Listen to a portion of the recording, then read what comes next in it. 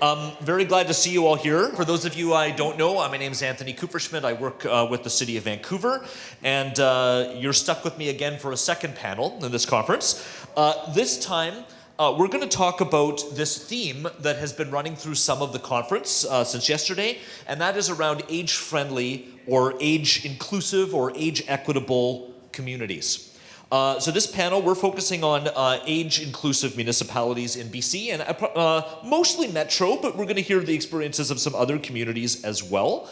And I will introduce each individual panelist as they come up, but maybe in the interest of time, we'll just get going. But really what we're hoping to do today is showcase some of the work that some municipalities are doing to be more age-friendly. We want to highlight some of their different approaches that they've been taking. And then we're going to shift into a bit of a conversation about next steps in this work. So to kick us off, I have the great pleasure of introducing Miriam Larson. Miriam is a consultant who's worked with many municipalities around the province to develop age-friendly and dementia-friendly strategies and initiatives. So Miriam, thank you. Miriam, set the stage for us, please. Good morning, everyone. It is a little bit like coming home to come back here. I completed my GERO PBD in 2007, which feels like a really long time ago. I am 65. My pronouns are she, her, hers. My favorite name is Rara. I am a grandmother to 8.5-year-old twin girls, and I didn't want to be Grammy or Grandma. We already had a Nana, a matriarch, and when they couldn't say Grandma and they landed on Rara, I just pounded that to a pulp. At one point, I guess last year, one of them said, "You know, you really are just a grandma." And I said, "No, I'm a Rara." I timed my GERO education perfectly. Finished in 2007, World Health Organization, age-friendly communities, and stuff just started to happen. I've had the privilege of working on over 60 projects, diverse funders, everyone you can think of, partner hosted by over 75 different stakeholder organizations, and at the heart of it, grounded in 10 cities. The furthest afield has been mainly Metro Vancouver, but Vernon as well. I consider it a privilege to work with any city that has a social planner or the equivalent, because you can have a counselor that may be really passionate about aging, but as Isabel alluded to, they go. They can only leave so much. I read somewhere quite some time ago that if you really want to create social change, you need to work at the city level, because that's where you can really get things in and going. One of the things I've noticed, though, was when I started, there was one social planner in the city of New Westminster, and maybe one, maybe two in the city of Burnaby. Now the team in New Westminster is something like 6 or 7 social planners. Burnaby, I don't know if there are 4 social planners. And my first thought was, this is really cool. This is fabulous that there are more of these people doing the amazing kind of work that they do. But then what I realized was it is also an indication of other parts of government, other parts of society letting go of responsibilities, of letting go of roles. And 15 years ago, people were talking about just really trying to resist the downloading of health responsibility, the downloading of crisis care responsibility to cities, but that is now part of the role. It has also come with an increase in complexity of needs, that when there is an issue, it's much deeper. New Westminster is doing a crisis response pilot looking at homelessness, mental health, and substance use, just as this trifecta that's going on. The piece that really got me launched, though, and I love Isabel's frankness, Anthony's frankness, so I'll be frank.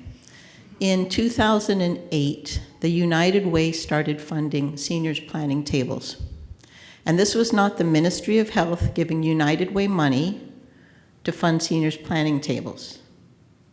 This was United Way using donor money or whatever they had to fund seniors planning tables. There were 10 to begin with, 10 cities across Metro Vancouver, with paid coordinators to bring service providers and seniors together to plan to work on issues.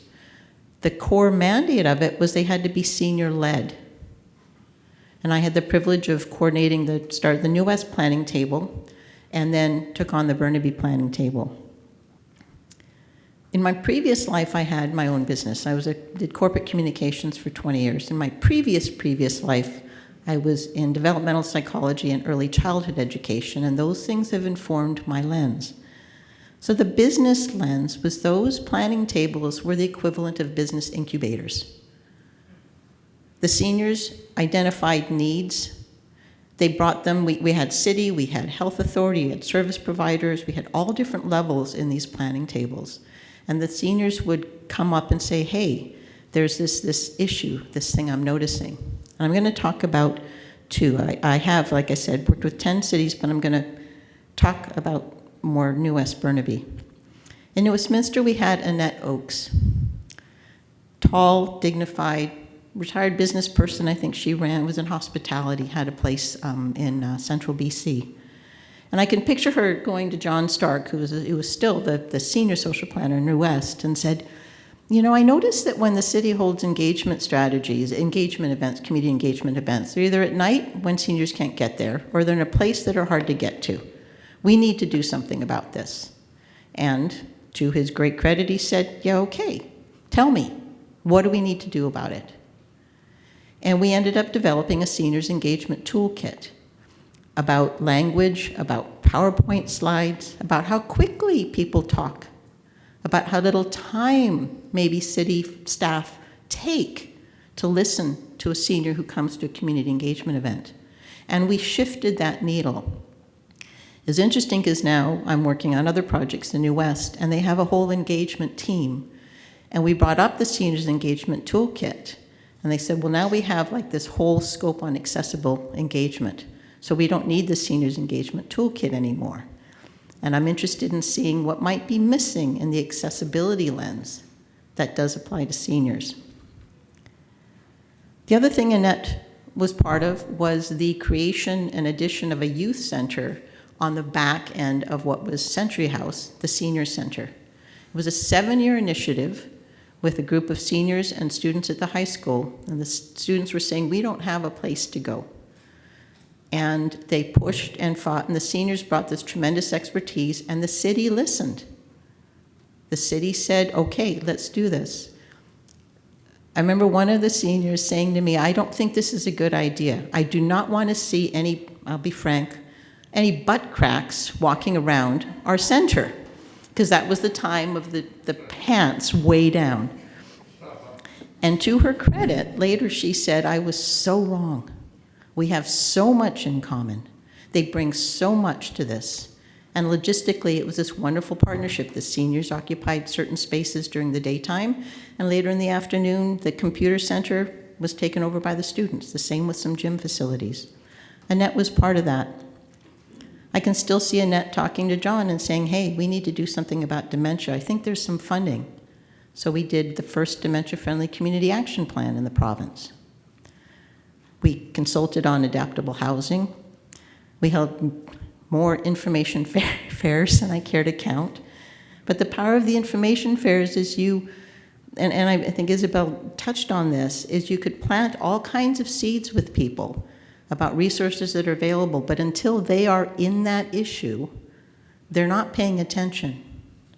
You don't notice a certain kind of car until you're shopping for it, and then you see them everywhere. So those fairs would establish that. The other thing that we did was we held service provider networks. And where the city came into this was space, support, presence, active listening, genuinely active listening and commitment to change. And I'm going to be mindful of time, so I may not be able to touch on Burnaby. But it was the same pattern. So those planning tables lasted 9 years, and then the funding was pulled. And if Bev was here, she would tell you, Bev Pittman was the one who oversaw these. It was one of the single best things that we had going. From the planning tables, it made my career. I've done projects, accessibility, fall prevention, safety, housing, homelessness, advanced care planning, every topic area you can think of that came out of those planning tables. Because there was a senior's voice, and there was a city willing to support it administratively, logistically, and connectively. If the funding needed to go to a city, the city would apply. If funding needed to go to a partner organization, the city would sign a letter of support. There was a beautiful synergy to it. What would make things better? We cannot sustain that senior capacity. All of the seniors I worked with were white and pensioned, well pensioned. Government, teachers, union, well pensioned. We don't, as again, Isabel alluded to, we don't have that population anymore. So what can fill the gaps? It's not going to be trailing edge boomers. It's not going to be any kind of next generations. So the piece to it is where strength can come is the diversity. And it's something how people work and how people participate really changes. And what the cities again bring to it is that support and recognition for their populations and creating space for it. But there does have to be a different kind of intentionality for that representation. The other piece that is changing is the need for honorariums for people who are participating in research, in holding events, in bringing their expertise to things. Most of the people in this space, if you said, hey, I want you to spend 10 hours over the next 2 months coming and telling me everything you know about such and such, you would say, I'd love to, and this is my rate. But we don't do that for all these seniors and this expertise, with immigrant, refugee, long time here in Canada. We say, hey, you've got great stories, come and give them to us for free. That's untenable. It's disrespectful. So funders need to build that in. That has to be just automatic part of it. Tell you what you already know. It needs to be multi-year projects. One of the best projects I worked on was Allies in Aging on Social Isolation. Again, we had 10 cities, multiple sector partners, and we really moved the needle on that. And then the funding stopped. One of the key lessons from the field, as I was thinking stories from the field, is, and again, Isabel spoke about this, is we have really good ideas about what people should be doing and when they should be doing it and how they should be doing it and why they should be doing it. And my early childhood training taught me about readiness. That children, you can have the porta potty, you can have the pull-ups, all those kinds of things, but a child will not start using a toilet until they are ready to. For my oldest daughter, she was short. It wasn't until she could get her butt up on the toilet by herself that she was toilet trained. And you can set the stage for reading, for all these things, and we allow for that in youth. But the continuum of aging, it's developmental, and it is not linear. We all know that. It's individual. It's different for everybody. And you can set the stage as much as you want, but you can't make somebody ready to do it. I'm going to ask a show of hand. How many people in this room have a will? Maybe half. How many people have talked to somebody about their end-of-life wishes? How many people have an actual advanced care plan, whatever form? Okay, that plummeted. Because none of you is going to die tomorrow. None of you is going to get debilitated by a bus or a fall tomorrow, right? And yet, when somebody is older, we say to them, both pro and con, you need to go to the senior center. That's what you need to do. You need to start working out. You need to eat better. You need to connect. You need to do this. And yet we are all guilty of making all kinds of really silly choices all the time. I'm digressing from the city part. Apologize. The cities I've had the privilege to work with are now embracing a younger generation of planners. I had the great opportunity of a working group. New Westminster is updating their age-friendly strategy, and I'm helping to do that. So I'm now coming full circle on all these different things. I have an amazing young planner, 38 years old, Anur. Yeah, yeah. How many people know Anur? Yeah, yeah. Woo! Hands up for Anur. I didn't ask his permission to do this because he didn't ask his permission to do something. Okay, perfect. Sorry. That's good. We have a 20-person working group to help update the strategy. We have seniors, we have health, we have service providers, all this in the room. And we're doing kind of an icebreaker, let's get started conversation. And Anur said, I'd really like people to talk about the seniors in their lives. And I said, that's a great idea. So the question was to tell about a senior who's like sparked or inspired you in your life.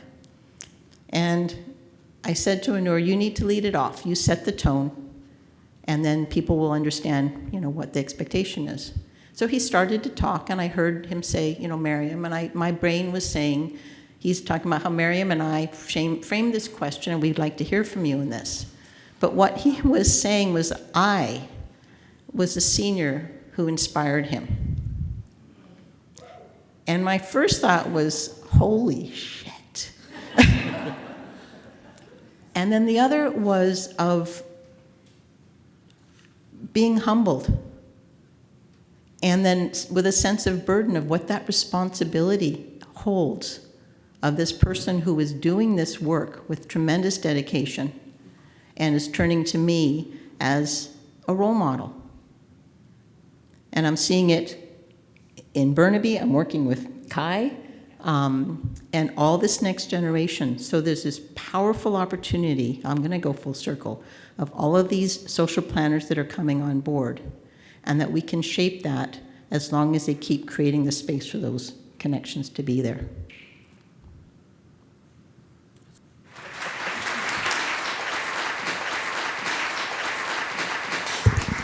Thanks so much, Miriam. That's great. Helped us set the stage for this conversation. That's good. It is my pleasure now to introduce Sarah Lee Toastavine-Tataran to speak. And Sarah Lee is the Age-Friendly Strategy for Seniors Project Manager at the City of Surrey. So Sarah Lee, there you go. I've got this up here. Okay, super. Hello, everyone. It's my privilege to be here today, and I will try to keep on time, Anthony. I want to acknowledge the lands on which the work that I do occurs, and so we are situated on the traditional territories of the Salish peoples, including the Katsi, Kwantlen, and Samiamo land-based nations. And the city recognizes the importance of honoring the Indigenous heritage of the land. Brief overview of the outline. So I'll just do a quick overview of the community profile for those of you data lovers, and a little bit about our age-friendly network, our strategy, and the action plan, and some key highlights of the work we've done. Community profile. It looks a little bit old now because this is taken from the stats in 2021. But just to give a bit of an idea, this is some of the figures. So we're looking at quite a higher population. We calculated at 55 and older, and we're looking at about 28% of our population. Again, this has probably grown since we did this. Our age-friendly network. We established in 2008, we had a task force that was initiated due to a situation that occurred with one of our seniors in our parks. So from that, it evolved to a Seniors Advisory Committee of Council, and that's where a lot of the real hardcore work occurred. And then we now have a Surrey Age-Friendly Network, which is no longer a Committee of Council, but it does continue to be a strong group that helps to support the core achievements that we would like to achieve with the strategy. Fumble. So our age-friendly strategy, we've just completed our second iteration of our age-friendly strategy. Our first one was adopted in 2014, and our second one just last year. And we based it on the World Health Organization's, the 8 domains. We did quite a deep dive into coming up with these 4 outcomes. So the safety, health, and wellness, and transportation, mobility, housing, and then buildings and outdoor spaces. We were just recently very kindly awarded from BC Healthy Communities some funding to develop our public-facing action plan. So our age-friendly action plan can be found on our website, and our age-friendly action plan continues to build on our strategy foundations and aligns with all of our other city strategies. Am I going too fast? Yes? Am I? Somebody said yes. I am? Okay. I'll try to slow down. Okay, cool. Our foundational priorities of our action plan: equitable communication. And we all know we live in a very, very diverse, multicultural community, and so this is really, really crucial for us. Advocating and collaboration, making sure that we are engaging with our stakeholders. Indigenous community engagement, and we have a lot of work to do, and so this is definitely one of our foundational priorities. And of course, partnership building and collaborations.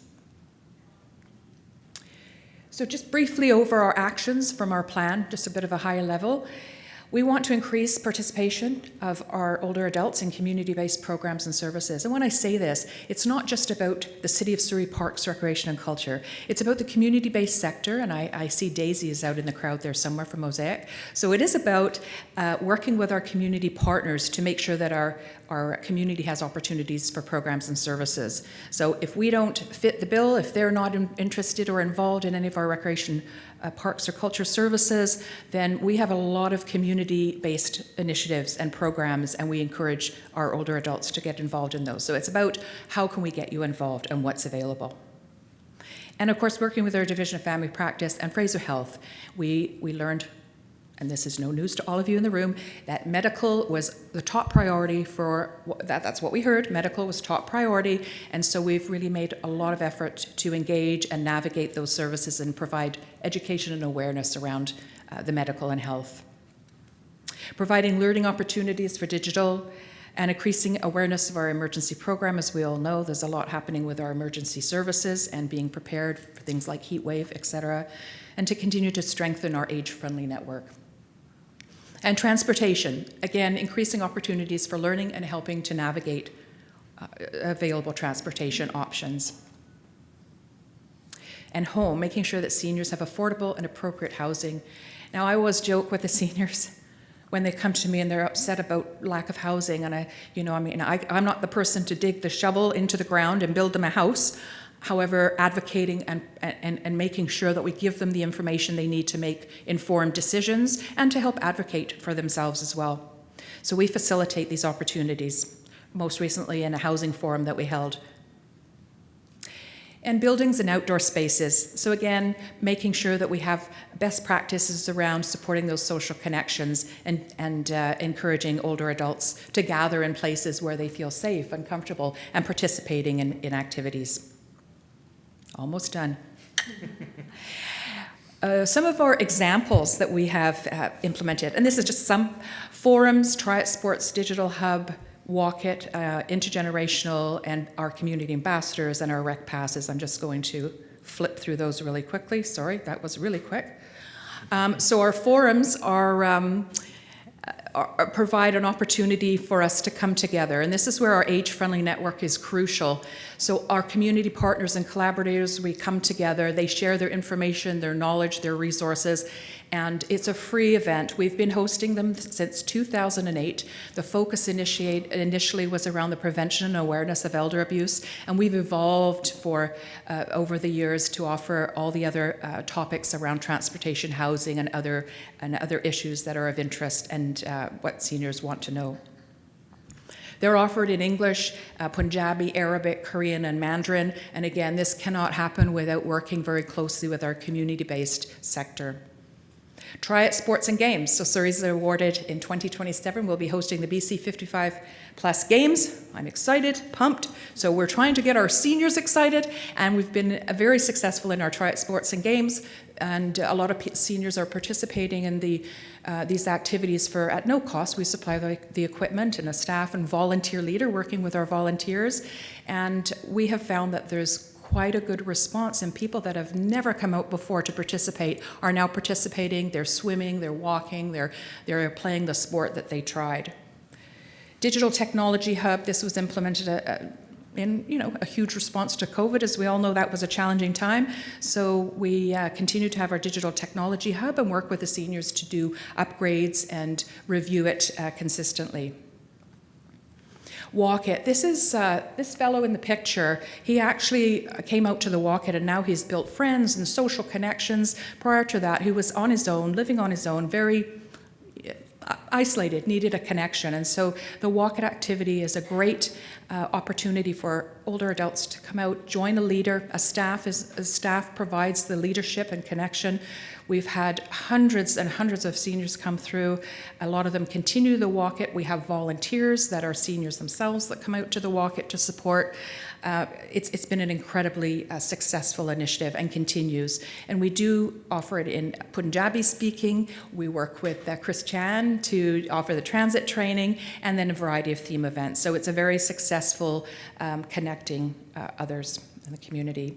And there are intergenerational connections. And I always find, we're so segregated in our ages, but the intergenerational connections, bringing youth and children and seniors together. And I'm sure many of you in the room have been involved in these kinds of initiatives. And the benefit is just, you have to be in the room to really hear the comments and experience how positive that is. And last year we implemented our age-friendly community ambassadors, and there's a couple of them there. The intent of the community ambassadors is they're seniors themselves, and we give them full training and support and the resources and tools, and they are out in the community talking with their peers and sharing the resources and information that are out there. So that includes the things. It could be about transportation or housing or safer or whatever it is. So we do have that program, and it's been very successful. One of my colleagues led this initiative with the Recreation Pass, so we have three drop-ins for free, and so this initiative, we've been reaching out to Division of Family Practice, utilizing our Surrey Library, our mobile library, and the Brella Community Services to distribute these passes, and this is to encourage those who are not already involved in our services to try to get them to come through the door and engage in some activities, so that's another initiative. And information can be found on our website. There's a copy of our Punjabi guide that we recently launched. And thank you. That's it. Is that passed on? Cool. I'll let you do that. I've got it. Thank you. That's great, Shirley. Thank you so much. So you're hearing some of the examples and approaches that some municipalities are taking to this work. So it is my pleasure now to introduce Rebecca Mahaffey. Rebecca is the social policy planner with the City of Burnaby, and she's also the executive director of the Civic Innovation Lab, which I'm hoping she's going to talk a little bit about. So Rebecca, over to you. Thank you so much.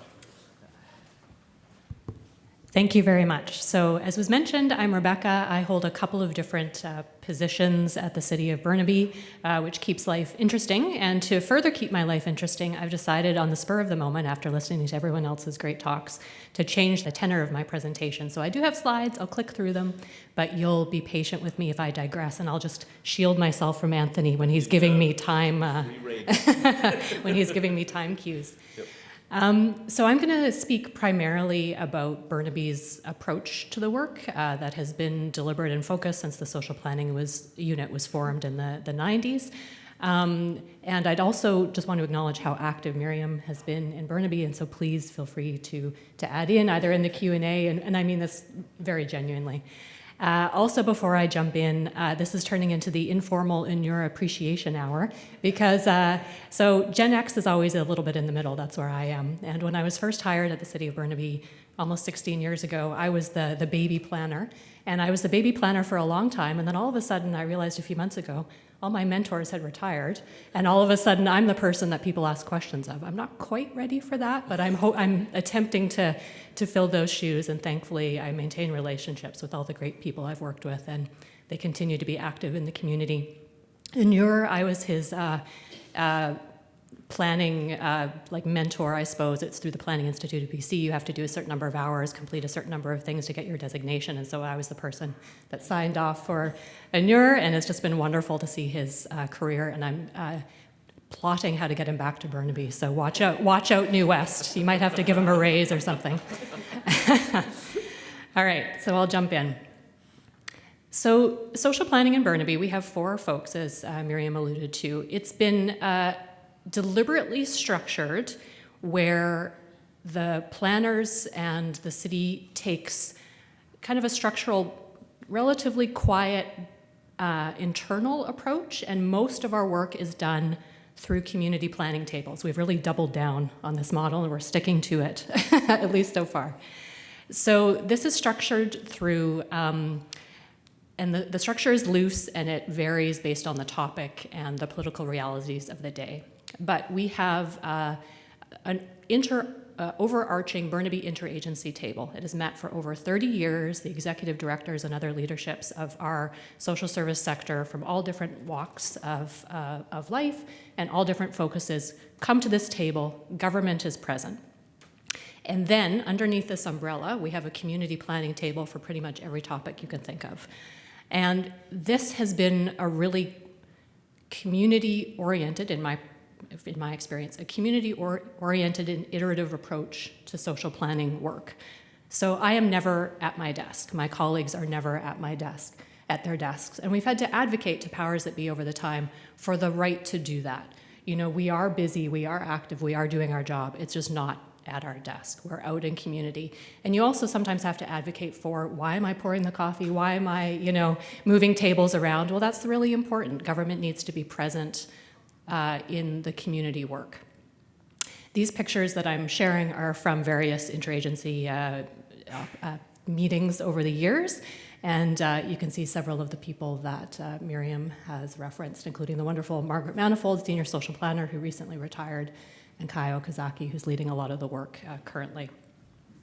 So as examples of some of the quasi-background supports that social planning has focused on, we develop policy frameworks to guide work in the community, and we do this again iteratively. So we'll work with the community planning tables and through public consultation to develop the policy pieces, which I'll turn to in a moment in subsequent slides. We also, in committees of council, have set aside spots that are guaranteed for social service organizations to sit on, representatives of this Burnaby Interagency Council. We also provide space in city-owned buildings at subsidized rent, and there are annual organizational and event grants. They, I fully acknowledge, are not enough, but to date they have been stable and ongoing.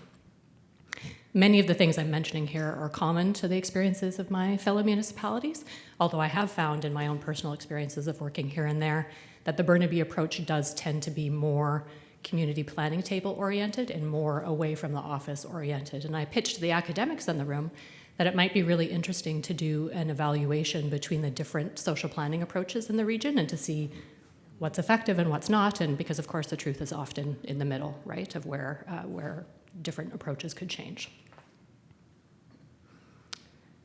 Okay, I'll try to use at least some of my slides here. So just quickly for the policy framework, again, common to my fellow municipalities.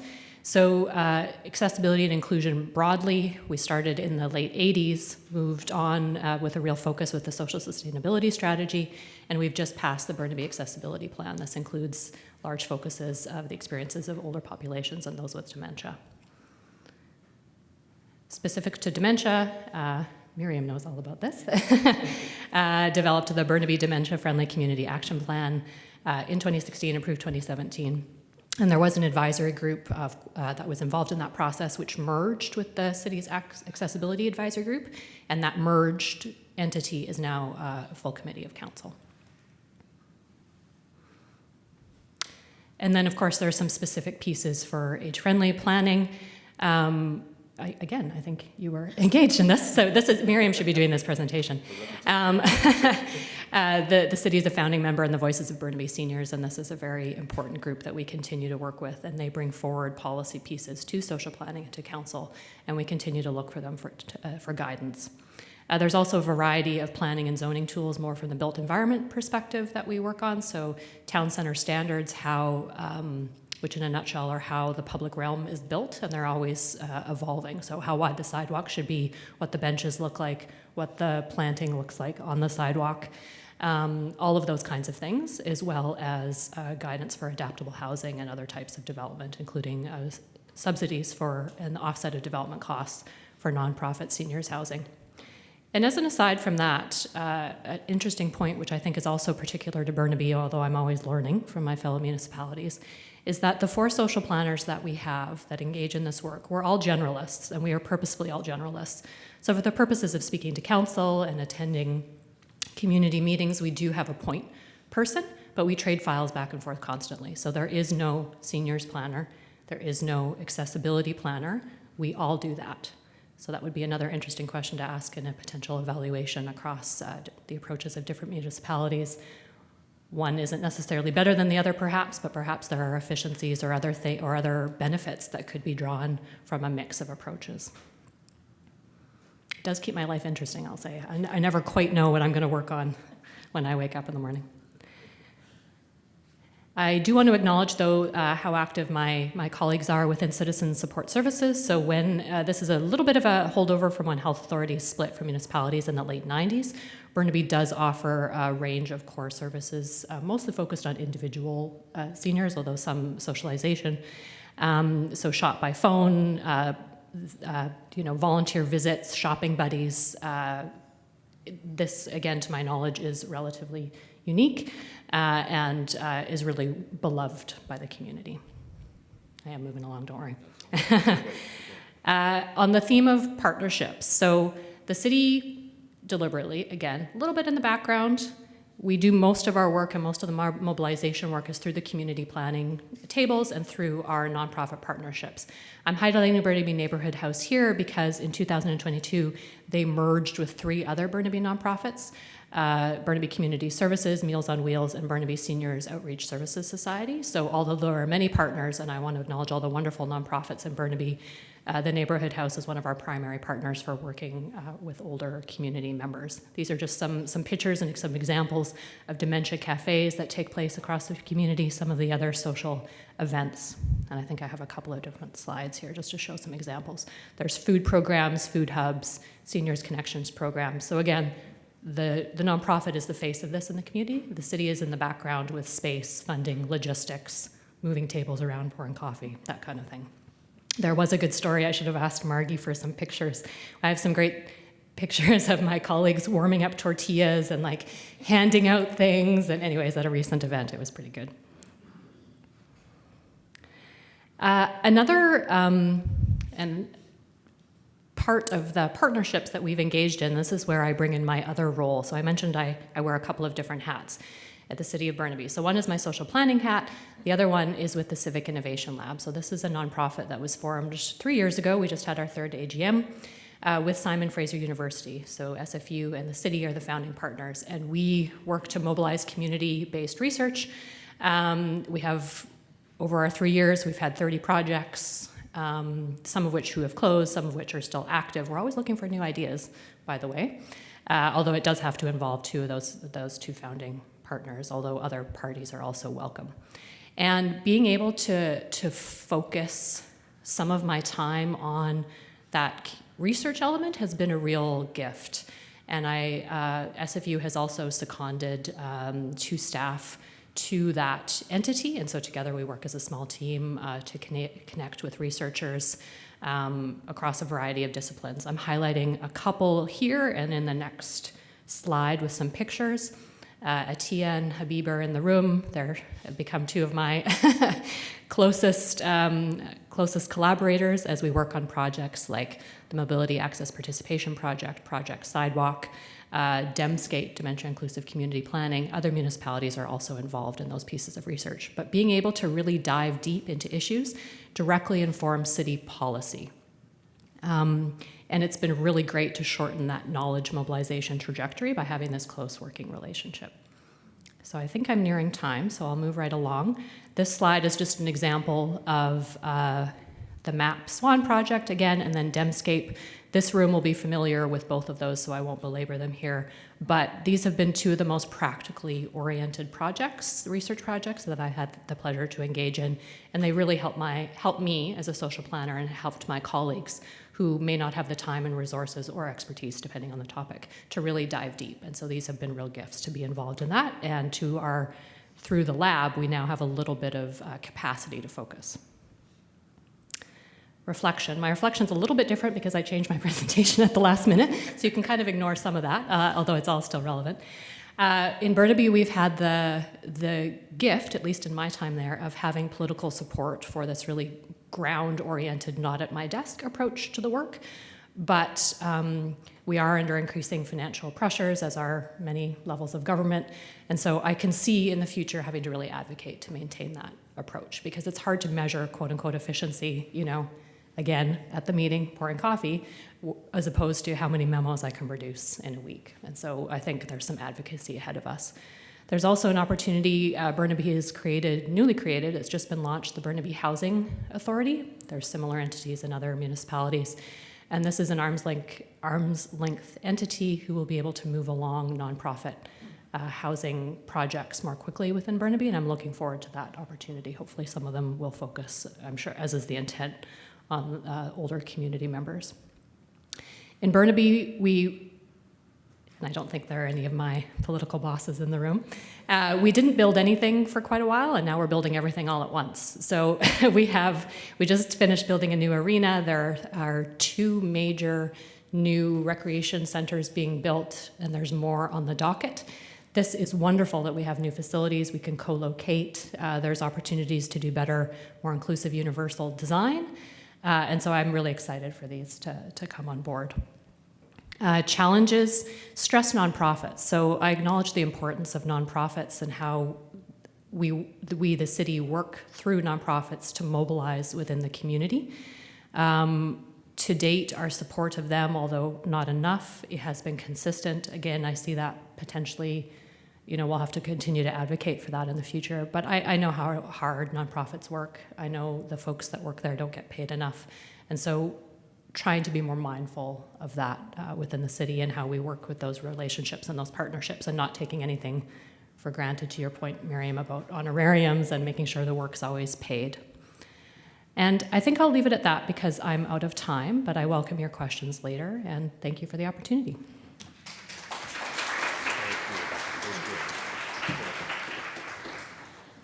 Thank you so much, Rebecca, for sharing that experience. And you can see some of the diversity of approaches the different municipalities are taking, and I appreciate that it's not one size fits all, right? So that's great. And it's now my pleasure to introduce our last panelist. I want to introduce Nilofar Hadiyani, and Nilofar is the Planner 2 Seniors with the City of Richmond. So Nilofar, over to you. Thank you so much. Thank you, everyone. It's very nice to be here. Thanks for having me. It's great to learn about different approaches municipalities are taking here. And I'm going to today speak about a few different initiatives that we are currently working on in Richmond, and different strategies and plans that we have, and how we address seniors' needs in Richmond. And I also want to acknowledge that many of the initiatives that I'm going to talk about has been initiated by Anthony before. Thanks, Anthony. And so It was before my time too, as well. Let's acknowledge that. Yeah, for sure.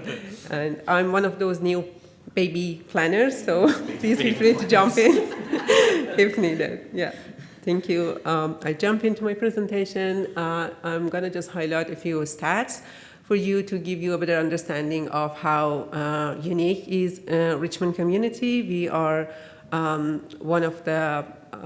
Richmond is experiencing one of the fastest aging trends in British Columbia. Currently, 35% of our residents are age 55 and older, and that's expected to grow to 39 by 2036. And we also have one of the highest life expectancy, actually highest life expectancy in Canada, 85.7 compared to the national rate, which is 82.7. The other unique feature about Richmond is diversity. In 2021, over 150 different ethnic origins were reported, and more than 100 different languages were spoken.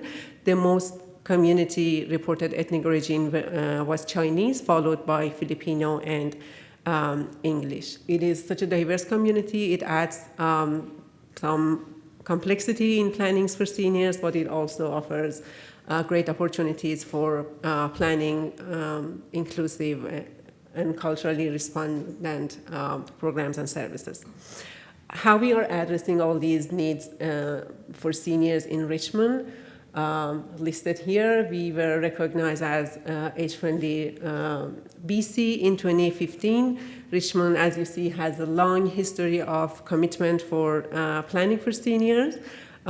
Since 2010, City of Richmond have developed a number of key strategies, documents which has been listed here. Our most recent strategic plan is the City of Richmond Strategy 2022 to 2032, which has built on the previous document, Senior Service Plan from 2010, Age-Friendly Assessment and Action Plan after that, and then now the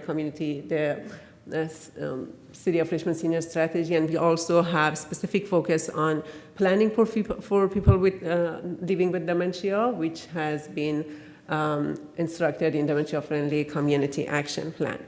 The City of Richmond has also the Richmond Seniors Advisory Committee to the Council, which comprise of different community members plus different representatives from senior service organizations.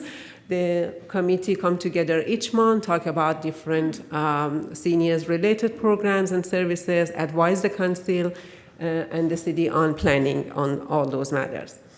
And the other thing is unique about Richmond, which is different with the fellow municipality, is a dedicated planner for seniors. The role has been existed for years in city. The way it works is that we have a bunch of social planners under the planning division, under the social planning department, and each of us has been focused on a unique portfolio. Like, for example, we have planner for accessibility, for youth, homelessness, and a planner for seniors. We work very closely together to make sure, like, wherever there's alignment for addressing the needs for different population, we work on that. We make sure to work on that. I'm going to briefly talk about our senior strategy and the different strategic directions, which has been listed here. It's a 10-year plan. It was adopted in 2022, and it's been structured under the 5 strategic directions, which has been listed here. Age-friendly neighborhood that supports aging in place, which of course all of us know how important it is. The diverse, accessible, and inclusive programs and services for seniors at all stages. As I've mentioned, we have the one of the highest life expectancy in Canada. So I'm just saying one of those because I'm not sure if it has been changed. But yeah, we want to make sure we have inclusive programs and services for seniors at all ages. Also, we want to make sure the communication and awareness of the programs and services available for seniors. We want to make sure they all know about all these great services and they can get access to those. Also, education and understanding about healthy aging and like different programs and services around healthcare, and also the last strategic direction is planning for this growing population of seniors. Each single of these strategic directions has many different actions underneath of them. The city's role is either leading or supporting or collaborating on all those actions. They are categorized under the short-term, medium-term, and long-term actions, and we are working closely with senior service organizations, cities, community partner to see how we can advance all those actions over the years. The other important strategic plan for us is the Dementia-Friendly Community Action Plan. It was actually adopted in 2019, but the implementation of that got delayed due to COVID. We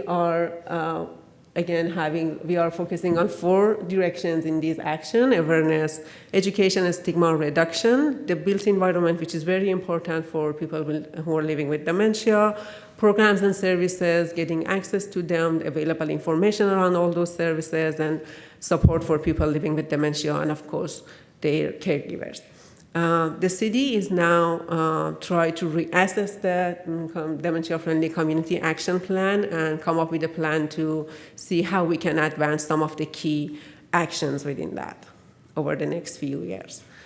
And talking about the planning, as I've mentioned, how the City of Richmond is working on seniors matters is kind of like different than the other municipality. We are, like myself, my role is under the planning division, but We also have different roles focusing on seniors matters, programming in park recreation and culture. One of those great roles and staff members are seniors wellness coordinators. Our amazing Tanya, who is here today, she is focusing on navigating and directing seniors to different programs and services available, either offered by city or community partners. As a great example of facilities for seniors in Richmond is the Senior Center at Mineral Center for Active Living. This is a great place to be for seniors in Richmond. It has been renovated recently with all those great accessible features for people with disability and also, of course, seniors. Tanya's role, like the Seniors Wellness Coordinator and myself, are working closely together to see how we can put all these words and actions to the real life for seniors. Now I'm going to talk about two of our current initiatives that we are working on. The first one, which I found very, very interesting, is the Engaging Seniors in Age-Friendly Planning project. This is a project that we are aiming to engage seniors in planning at the neighborhood level. We have a group of seniors coming together, meet over a few sessions, like meet weekly over 5 to 6 sessions, and talk about what is an age-friendly city. They have facilitated discussion around the age-friendly cities, different domains on that. We will use the WHO age-friendly city framework, and then they will know what is even an age-friendly city. How does their neighborhood is working around that? What is missing under all of those domains? And then what are the strengths in their neighborhood? There's a piece of education around all these things, and also there's a piece of education around different programs and services available for them. We do invite different guest speakers from different organizations, the health authorities, like senior service organization, to present them on, provide them information about the different services, how they can get access to those services. And there's a piece of social connectedness in all these neighborhood groups. We do provide them with social opportunities. There's been many, many stories of all these neighborhood groups we've had so far, where seniors, after all those 5-6 sessions, wanted to be connected, wanted to continue talking about the age-friendly cities, wanted to advocate for their neighborhoods, which has been very great. We've done 5 neighborhoods so far in Richmond, and project has been funded by New Horizons for Seniors Grant Program and BC Hillsdale Community Age-Friendly Grant Program. And we are planning to have all these neighborhoods, like all the groups in all the neighborhoods in Richmond by 2026. The other initiative the city of Richmond has been working on is the asset mapping project, which I think Miriam and Anthony has been working on that. This is a great initiative to see what are the gaps. We all know there are like many different great resources available for seniors, but is there any gap? Of course, there must have been some gaps. We wanted to know in all these 5 key areas of communication, technology and language, food security, home support, social and activity programs, and of course transportation. What are the strengths and what are the gaps? We did a survey with the Senior Service Organization. We had focus groups and interviews, and we had a workshop of anticipating what are upcoming trends for seniors in Richmond. And now the city is moving to the phase 2 of the project, where we want to have a deeper understanding of the gaps and plan to how we can address those gaps, what we can do together in collaboration with community partners to address all those gaps and concerns. And there has been many things going on in Richmond for seniors planning, and I just wanted to highlight some of those that we are planning to continue. We are planning to do all the neighborhood groups in all the neighborhoods in Richmond. We will be focusing on accessible public spaces and building design, intergenerational connections, which has been a very important piece of planning for seniors in Richmond. We will continue doing that. Also, we will be focusing on removing barriers to participate in programs in different ways, and many more things coming up. If you ever need to contact me, this is what you need, and you can find more information, strategies, and plans in our website. Thank you.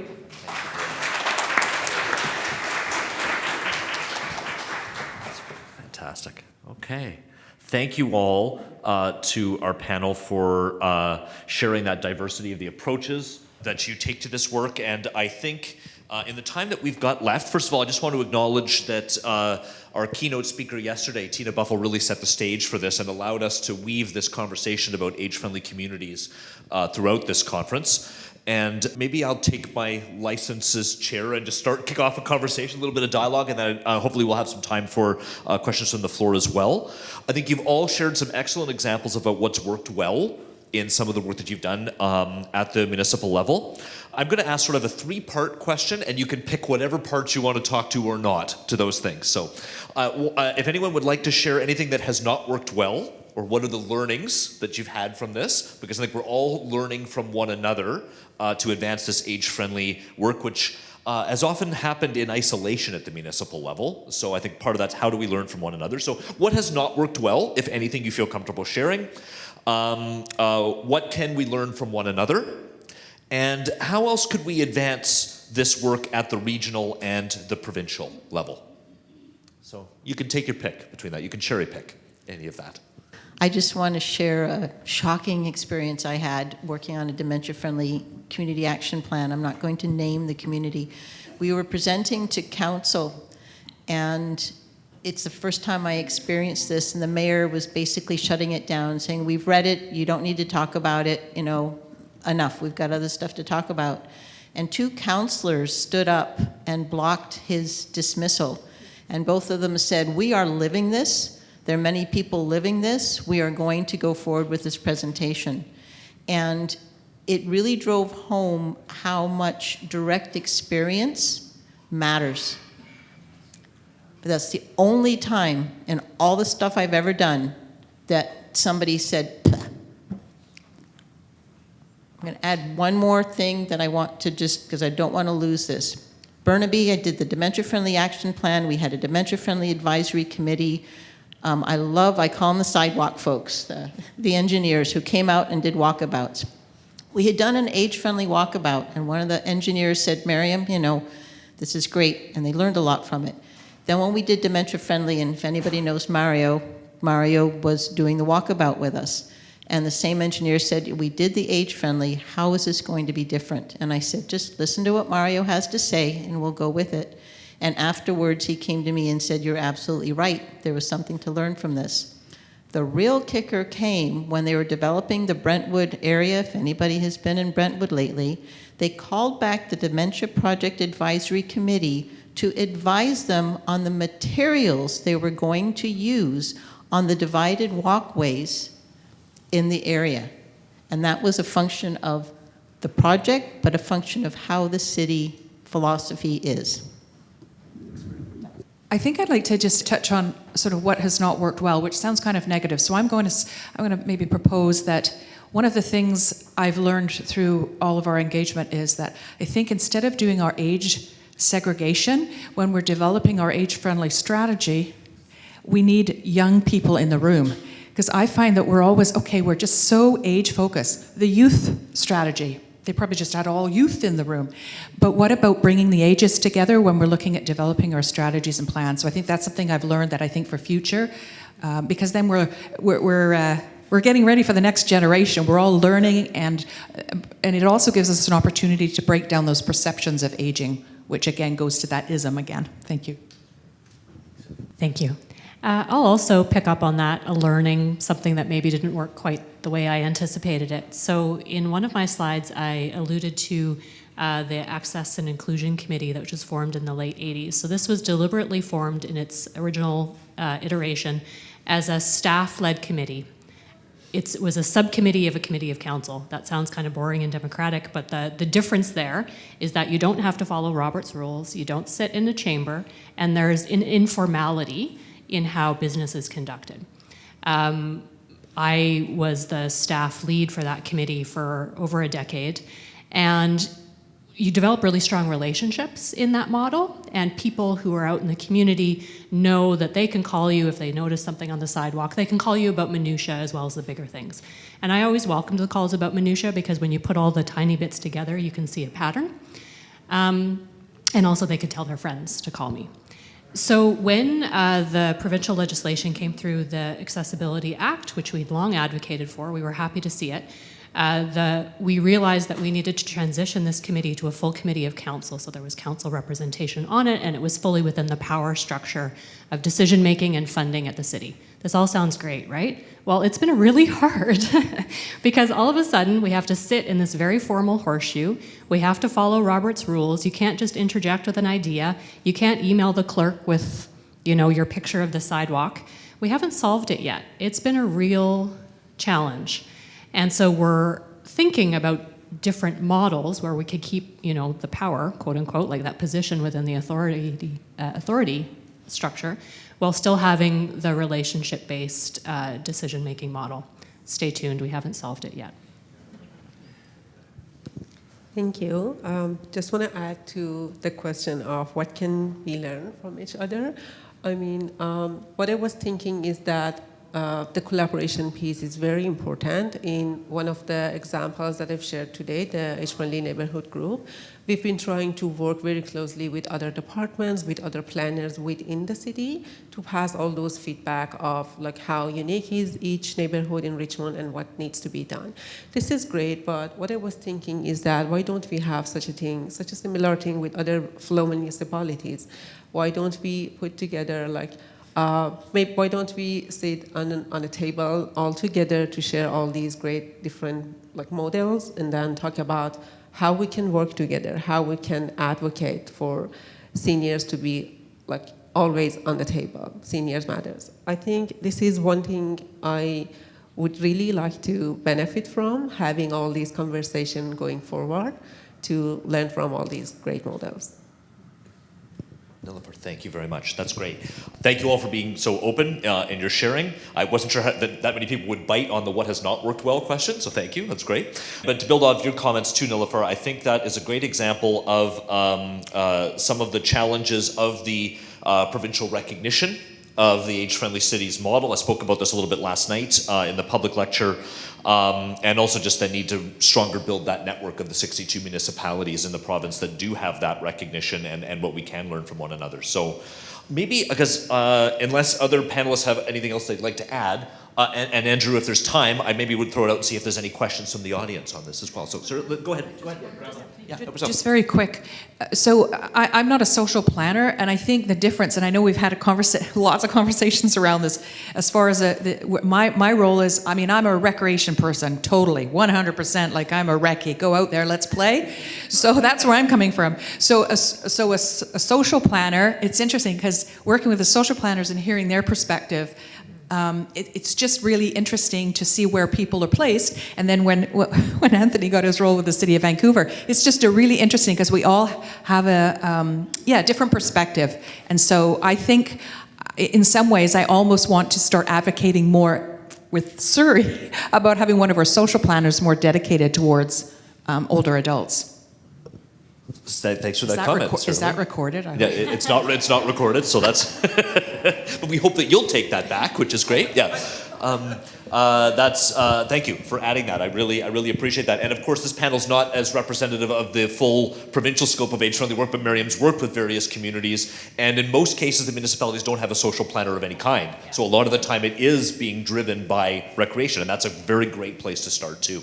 So that's great. Perfect. Maybe in the little time we've got left, and see if there's any questions from the audience. I see Diana. Yeah.